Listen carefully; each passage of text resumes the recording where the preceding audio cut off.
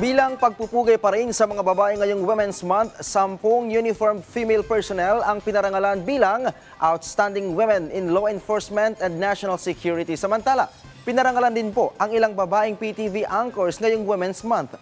Si Noel Talakay sa detalye. Sa pagdiriwang ng Women's Month ngayong Marso, ipinakilala na sa media ang 10 uniformed female personnel na tinanghal na Outstanding Women in Law Enforcement and National Security o OLANS ngayong taon. Isa na dito si Lieutenant Colonel Cynthia Fortesa Ginto ng Philippine Air Force. Us women in the military can make a difference and we can stand out through our simple acts in serving the communities. Anya, nais niyang maging inspirasyon sa mga kabataan na magsilbi sa bayan sa kahit anong paraan o propesyon. Mula pa sa iba't ibang bahagi ng Pilipinas ang 10 uniformed personnel na kababaihan na binigyan ng pagkilala.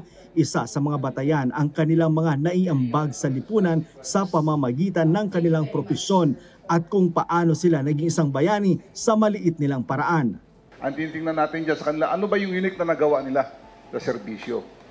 Paano sila naging outstanding? Paano sila kakaiba?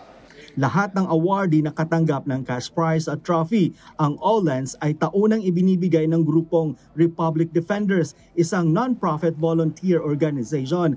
2019 nagsimula ang nasabing parangal. We would like to share our thoughts to government, giving our opinions, our perspectives on what government is doing, and this can be in a form of a critique or a form of something that could help them. Samantala, recipient naman ang ilang matitikas na babaeng news anchor ng PTV4 sa Babae Ka Awards ng Gawad Pilipino bilang Outstanding Filipino sa larangan ng journalism. Kabilang dito sina Dayan Medina, Chi Atienza at Dayan Querer. Noel Talakay para sa Pambansang TV sa Bagong Pilipinas.